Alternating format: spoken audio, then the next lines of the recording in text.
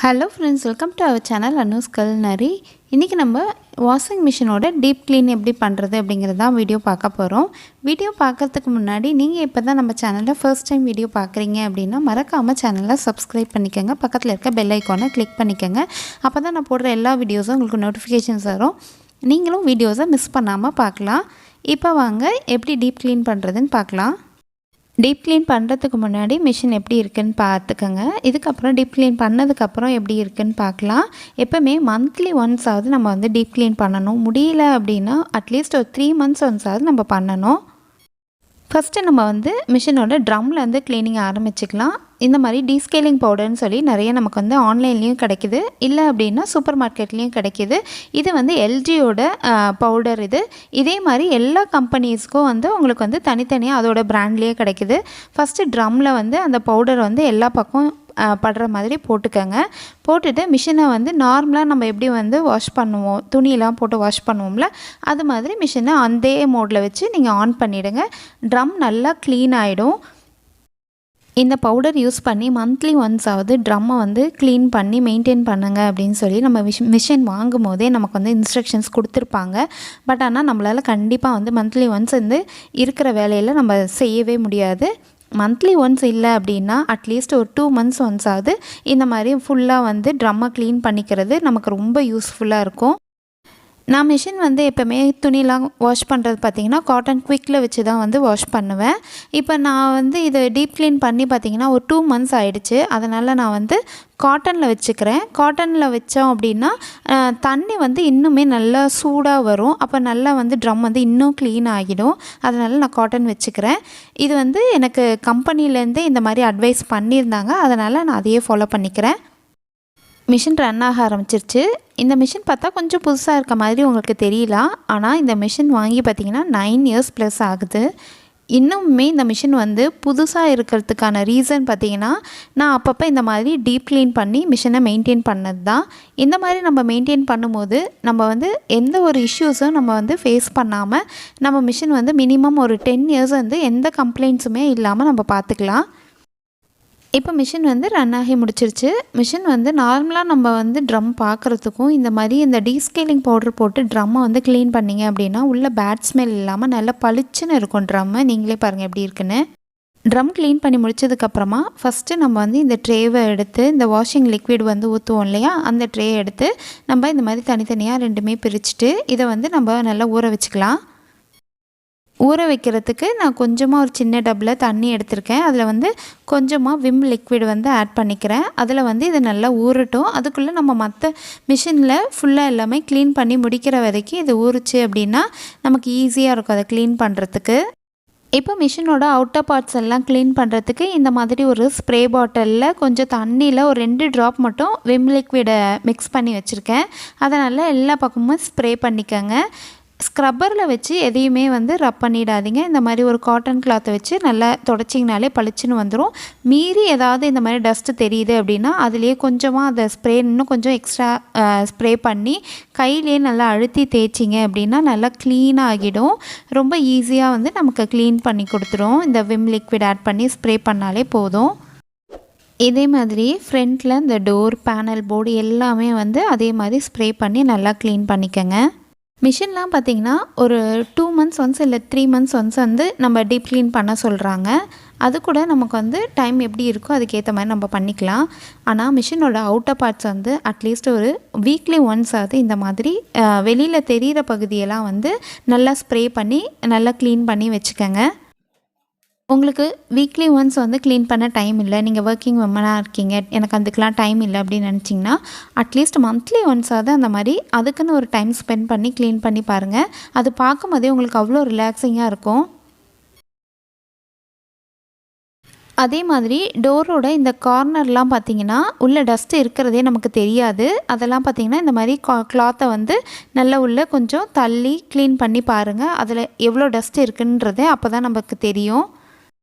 அதே மாதிரி டோருக்கு இந்த பக்கமும் பார்த்து க்ளீன் பண்ணிக்கோங்க. ஏன்னா இந்த பக்கம்லாம் வந்து நமக்கு டஸ்ட்டு இருக்கும், ஆனால் வெளியில் பார்த்தா தெரியாது. ஆனால் உள்ளே பார்த்திங்கன்னா இந்த மாதிரி டஸ்ட்டு நிறைய இருக்கும். நீங்களும் பார்த்து க்ளீன் பண்ணிவிடுங்க. அடுத்தது மிஷினில் ரொம்ப முக்கியமாக க்ளீன் பண்ண வேண்டிய இடம் அப்படின்னு பார்த்திங்கன்னா டெய்லி க்ளீன் பண்ண வேண்டிய இடம் இதுதான்.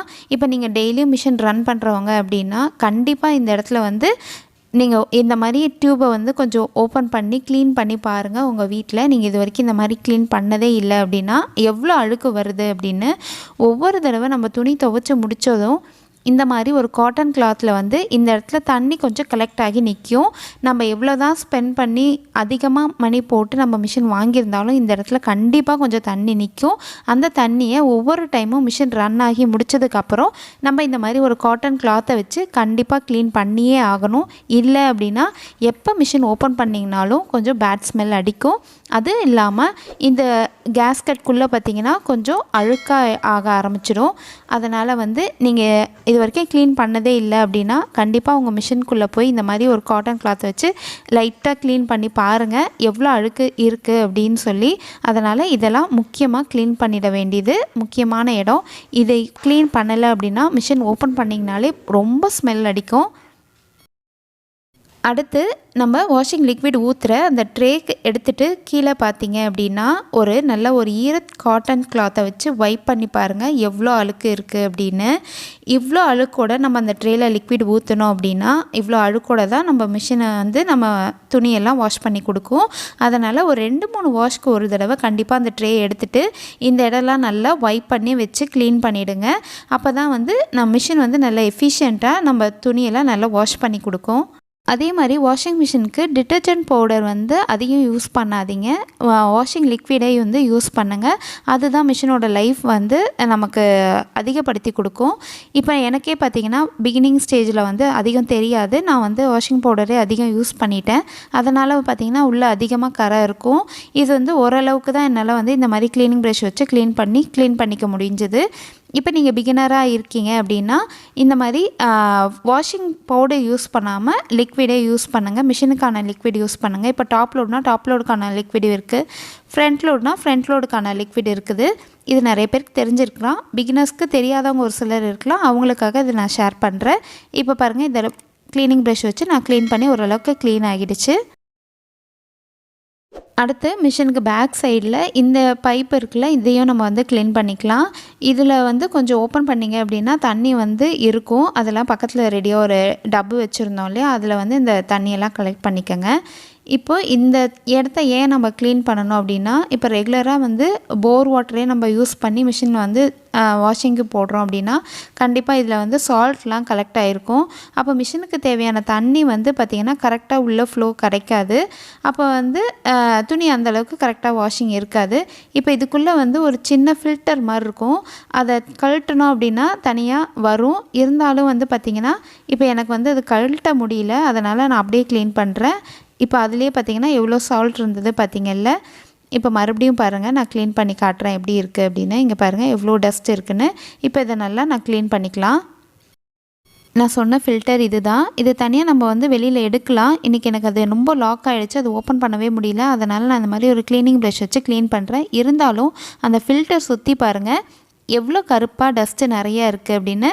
இதை நான் வந்து இந்த மாதிரி ஒரு டூத்பிக் வச்சு மெதுவாக எல்லா டஸ்ட்டும் வந்து எடுக்கிறேன்.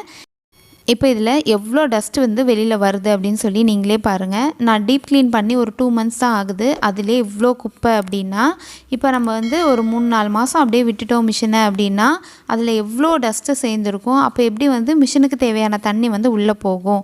அப்போ வந்து எப்படி நமக்கு வந்து துணி வந்து நல்லா அது வந்து வாஷ் பண்ணி கொடுக்கும். அதனால் இந்த மாதிரி ஒரு சின்ன விஷயந்தான், கொஞ்சம் வேலை ஜாஸ்தி தான். அதாவது ஒரு 1 hour இதுக்குன்னு ஒரு டைம் ஸ்பெண்ட் பண்ணிட்டோம் அப்படின்னா கண்டிப்பாக வந்து நம்ம மிஷின் வந்து நமக்கு கையில் துவைக்கிற மாதிரியே நமக்கு வந்து துவைச்சி கொடுக்கும். அதனால் இதெல்லாம் கொஞ்சம் அப்பப்போ நம்ம பார்த்துக்கிட்டோம் அப்படின்னா நமக்கு வந்து மிஷினும் புதுசாக இருக்கும், நம்ம துணியும் வந்து நல்லா நீட்டாக துவைச்சி தரும்.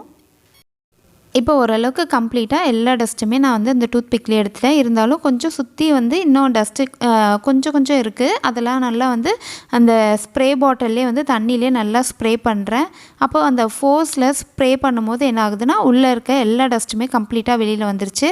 இப்போ அது எல்லாமே வந்து ஒரு காட்டன் கிளாத்தில் நல்லா வந்து தொடச்சிக்கிறேன். இப்போ அந்த க்ளோஸ் பண்ணுற பைப்பையும் பார்த்திங்கன்னா நல்லா க்ளீன் பண்ணி நல்லா தொடச்சிட்டேன். இப்போ அதை வச்சு நல்லா க்ளோஸ் பண்ணிடலாம். நல்லா டைட் பண்ணிவிடுங்க. இல்லை அப்படின்னா பின்னாடி நம்ம மிஷின் ஆன் பண்ணும்போது பார்த்திங்கன்னா தண்ணி லீக் ஆக ஆரம்பிச்சிடும். அதனால் நல்லா டைட்டாக க்ளோஸ் பண்ணிவிடுங்க.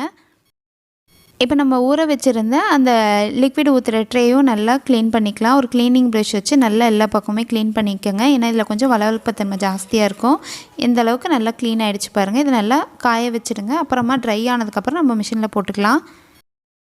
இப்போ மிஷினுக்கு ஃப்ரண்ட்டில் வந்து ட்ரம்முக்கு கீழே வந்து இந்த மாதிரி ஃப்ரண்ட்டில் உள்ளலாம் வேஸ்ட் வாட்டர் கலெக்ட் ஆகிற இடம் ஒன்று இருக்கும். இதை ஓப்பன் பண்ணிங்க அப்படின்னா அதில் வந்து கொஞ்சம் கொஞ்சமாக வந்து வேஸ்ட் வாட்டர்லாம் கலெக்ட் ஆகி இருக்கும். அதுவும் வந்து நம்ம அப்பப்போ வந்து ஒரு 3-4 மந்த்ஸ் ஒன்ஸ் வந்து நம்ம க்ளீன் பண்ணணும். இப்போ நான் 2 மந்த்ஸ்க்கு முன்னாடி தான் அதில் இருக்க வாட்டர்லாம் வந்து எடுத்திருந்தேன். அதனால் வந்து எனக்கு அதில் எதுவும் இப்போ வந்து தண்ணி இல்லை. இதையும் வந்து முக்கியமாக நம்ம வந்து க்ளீன் பண்ணிடணும். இல்லைனா வந்து மிஷினில் வந்து பேட் ஸ்மெல் வர்றதுக்கான ரீசன் இதுவும் ஒன்று தான். அதனால் இப்போ நான் அதை க்ளோஸ் பண்ணிடுறேன். ஏன்னா இப்போ இதில் வந்து எனக்கு வேஸ்ட் வாட்டர் எதுவுமே இல்லை. அதனால் நான் க்ளோஸ் பண்ணிடுறேன். இப்போ இது பக்கத்துலேயே பார்த்திங்கன்னா இந்த காயின்லாம் நம்ம ஏதாவது மிஷினில் தெரியாமல் போட்டுட்டோம் வாஷ் பண்ணும்போது அப்படின்னா அதெல்லாம் கலெக்ட் ஆகிற இடம் ஒன்று இருக்கும். இதெல்லாம் ஃப்ரண்ட் லோட் மிஷினில் இருக்கும். எனக்கு டாப் லோட் மிஷினில் இப்படி இருக்கானு தெரியல. இதுலேயும் வேஸ்ட் வாட்டர் கலெக்ட் ஆகியிருக்கும். அதை ஓப்பன் பண்ணும்போது பார்த்திங்கன்னா கொஞ்சம் ஸ்லோவாக ஓப்பன் பண்ணுங்கள். ஏன்னா அதுலேயும் நிறைய தண்ணி கலெக்ட் ஆகியிருக்கும். இப்போ நான் வந்து அது மாதிரி யூஸ் பண்ணாத ஏதாவது பாத்திரம் வச்சுருக்கீங்க அப்படின்னா அதை வந்து கீழே வந்து அதில் வச்சு அந்த தண்ணியெல்லாம் கலெக்ட் பண்ணிவிடுங்க. கொஞ்சம் ஸ்லோவாக ஓப்பன் பண்ணுங்கள். ஏன்னா தண்ணி ஃபோர்ஸாக வரும் வெளியில். இப்போ இதுக்குள்ளேயும் நம்ம வந்து க்ளீன் பண்ணுற மாதிரி இருக்கும். ஏன்னா இதெல்லாம் பார்த்திங்கன்னா ஒரு 3-4 மாதத்துக்கு ஒரு தடவை தான் இதில் இருக்க தண்ணியெல்லாம் நம்ம வந்து வேஸ்ட் தண்ணியெல்லாம் வெளியில் எடுத்துடுவோம். அப்போது அதுக்குள்ளே பார்த்திங்கன்னா நிறைய சோப்பு தண்ணியெல்லாம் சேர்ந்து பார்த்திங்கன்னா இந்தளவுக்கு அழுக்கு இருக்கும். இதையும் நல்லா க்ளீன் பண்ணிக்கோங்க. இதை க்ளீன் பண்ணல அப்படின்னா மிஷின்குள்ளே பேட் ஸ்மெல் வர்றதுக்கு இதுக்கும் ஒரு ரீசன் இருக்கும். இங்கே பாருங்கள் இப்படி தான் இருக்குது. இப்போ இதை சுற்றி இருக்க மற்ற இடத்தையும் நம்ம வந்து நல்லா க்ளீன் பண்ணிக்கலாம். ஏன்னா அந்த சோப் வாட்டர்லாம் வந்து வெளியில் வந்திருந்தது இல்லையா, அதெல்லாமும் நல்லா அழுக்காக இருந்திருக்கும். அதனால் மற்ற இடத்தையும் நல்லா நம்ம வந்து க்ளீன் பண்ணி விட்டுட்டு அப்புறமா அதை வந்து க்ளோஸ் பண்ணிக்கலாம். இப்போ அதை க்ளோஸ் பண்ணுறதுக்கு முன்னாடி இதையும் நல்லா நம்ம க்ளீன் பண்ணிவிட்டு அப்புறமா க்ளோஸ் பண்ணி வைக்கலாம். ஏன்னா இதெல்லாமும் பார்த்திங்கன்னா அந்த வேஸ்ட் வாட்டர்லேயே ஊறி ரொம்ப அழுக்காக இருக்கும். இதையும் வந்து நல்லா கையிலே முடிஞ்ச வரைக்கும் க்ளீன் பண்ணலாம். இல்லை அப்படின்னா நீங்கள் ஏதாவது வேஸ்ட்டு ப்ரஷ்ஷு வச்சுருந்தீங்க அப்படின்னா அதை வச்சு நம்ம க்ளீன் பண்ணிக்கலாம். இப்போ இதை க்ளோஸ் பண்ணுறதும் ரொம்ப ஈஸியாக தான் இருக்கும். உங்களுக்கு அந்த மார்க்கிங் பாயிண்ட் வந்து அவங்களே கொடுத்துருப்பாங்க. அதுக்கேற்ற மாதிரி நீங்கள் கரெக்டாக வந்து ரொட்டேட் பண்ணி மார்க் பண்ணிவிடுங்க. ரெண்டும் ஒரே இடத்துல வரணும். இதையும் கேர்ஃபுல்லாக பார்த்து க்ளோஸ் பண்ணுங்கள். டைட்டாக க்ளோஸ் ஆகலை அப்படின்னா நெக்ஸ்ட் டைம் மிஷின் ரன் பண்ணும்போது கீழ் வழியாக தண்ணி வர ஆரம்பிச்சிடும்.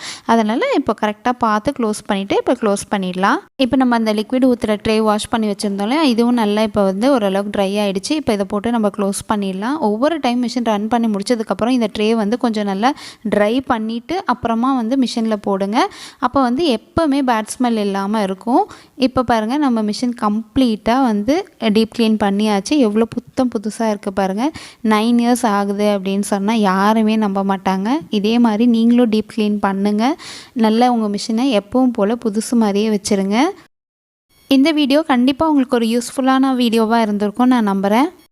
இந்த வீடியோவில் நீங்கள் ஏதாவது டீப் க்ளீனிங் பற்றி தெரிஞ்சுக்கிட்டிங்கனாலோ இல்லை நீங்கள் வந்து இதை க்ளீன் பண்ணுறத பார்த்துட்டு உங்களுக்கு வந்து நம்மளும் க்ளீன் பண்ணலாம் அப்படின்னு ஏதாவது உங்களுக்கு தோணி இருந்தாலோ கண்டிப்பாக எனக்கு ஒரு லைக் போடுங்க. வீடியோவை ஷேர் பண்ணுங்கள் உங்கள் ஃப்ரெண்ட்ஸ் ஃபேமிலிஸ்க்கு. முக்கியமாக சேனலை சப்ஸ்கிரைப் பண்ணிக்கோங்க. மறுபடியும் ஒரு இன்ட்ரெஸ்டிங்கான வீடியோவில் உங்களை மீட் பண்ணுறேன். பாய்.